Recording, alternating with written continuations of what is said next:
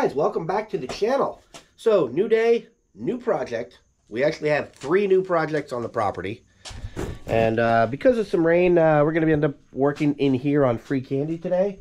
But the project that I'm most excited about is my wife's.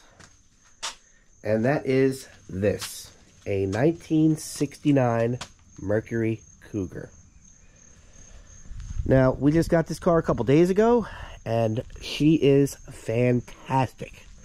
As far as the body goes, we'll get into that. We'll just do a quick walk around just to show you guys just how straight this car is. Hopefully we won't get any rain on the lens. Basically, everything is there. Very few chrome trim pieces I have to replace, as you can tell. That's got a little dent. This side is near flawless. Obviously, missing the antenna, missing the wipers, but this was a bracket racing car. So it pretty much has everything stripped as far as weight goes to it. This is probably the most expensive piece I have to replace. I learned it's about 350 bucks, and you have to send the core in. But that's all right, we're going to get to that. The odd thing about this car is, and I can't believe I'm going to say this, I have to slow it down. This car is for my wife, and this car, from the little tiny bit that I drove it, it is nasty. So I guess we'll pop the hood, we'll pop the trunk, we'll go inside, and I will show you just how clean this thing is. Okay, so we're going to start under the hood.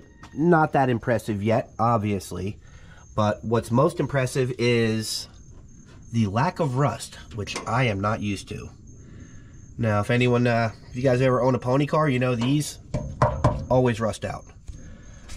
I'm not sure if this is extra support or not, or if that's factory, but both shock towers, they look fantastic.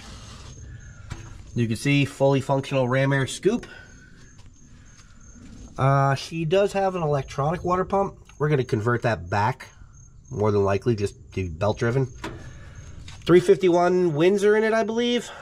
All MSD, and there are a lot of goodies inside this motor and inside the car. So one of the biggest flaws about the front end of this is right here. There is no motor for the headlights, but you're going to see how we tackle that in the next video. So yeah, like I said, not much to see up here. This will all get stripped down, prettied up, painted, and she should be pretty nice. But all the metal, it's perfect. Like, honestly, this is the worst rust I have found in the entire car. This little hole right here. And it's still solid. So let's go look in the back. For the tail end, you see we have all the lights. Now, I don't think the lights are hooked up. I did step on the brake, but there is wiring to them at least. So, that's a bonus. We might get them working. But as far as the trunk goes, it is all here. All solid. Does have a little tiny fuel cell in it, and luckily the guy actually made a plate when he took the old gas tank out, so I think I'm gonna be able to just drop the new gas tank in with zero fabrication. But overall, like, even this trunk lid, it is flawless. But let's get to the fun stuff, which is inside the car. Here we go inside the car. We'll start on the outside. Door cards are pretty good. Little tiny crack right there. That might actually be factory. Missing a pole handle. That's already ordered. As far as the seats go, the seats are basically brand new. Now, I'm not sure if these are stock Cougar seats, but there's not a rip on them. If you look in the back, not sure how well you can see. Flawless. It does have the little side panels. It will need a new package tray. But thankfully, the headliner is mint. There's zero rips in it. As far as the front, yeah, missing a radio, not a big deal. The dash pad does have a crack in it. These are quite expensive. It does have a panel made, so the old panel should be able to go right back in here, because obviously all we have is oil, tack, water, and fuel pressure. And yeah, we're gonna probably want a speedometer. Some of the cooler shit. We have this super crossover controller. Don't know how it works. Didn't even ask. We have an air shifter. Don't know how it works. RPM switch relay. Don't know anything about it. Here's how you start the car. Back underneath we have an MSD along with a 3-step. I have no idea what a 3-step is, but sounds pretty cool. And of course, as you can see, it's fully caged. Back there somewhere is a little bottle for the air. That door panel is in good shape. I mean, the car has everything. This button, no clue what it does. Kind of afraid to touch it. So, yeah, I got a lot of specifics with this car as far as like the motor components. It has a 513 rear, which that is not going to be streetable. So that's going to have to get changed. Probably go down to like a, I don't know, 340 or something. I don't really mind the back rims. Front rims, yeah, they're a little lacking. So let me go underneath the car and we'll show you the back of it. All right, so going underneath the car, which is always important, as I have learned. Come on, light. There we go. You can see she is absolutely rust-free. Has Caltrax on her, the suspension. Everything pretty much looks brand new. Brand new brake lines. Got probably a 7/16 fuel line. Holley pump right there. Not sure if you can see it has dual filters behind it. And yeah, she is super, super, super clean. Does have an H pipe.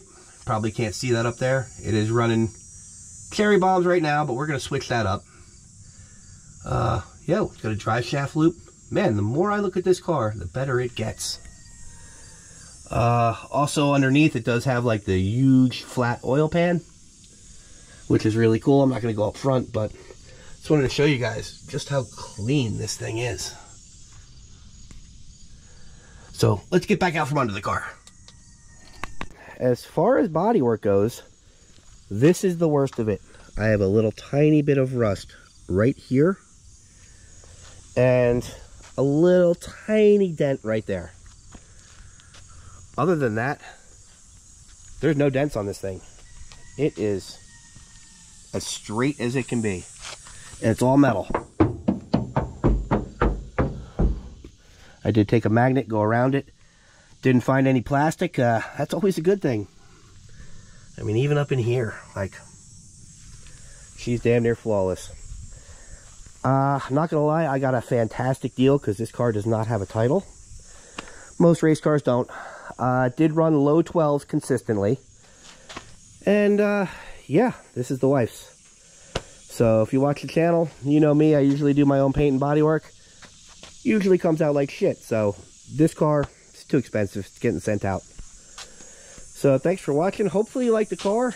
It did dry up, so we are going to start our electronic motor conversion. And that'll be the next video. Thanks for watching.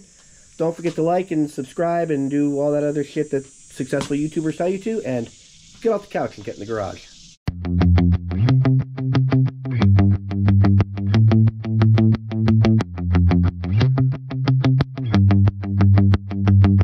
This is not how you want your first test drive in 4 years to go. By that, I mean broken down at the gas pump. But she's off the property temporarily. So we learned apparently they kind of frown upon you jump starting a vehicle while it's sitting on the gas pad. But I don't know if you can see my mirror. She's behind us.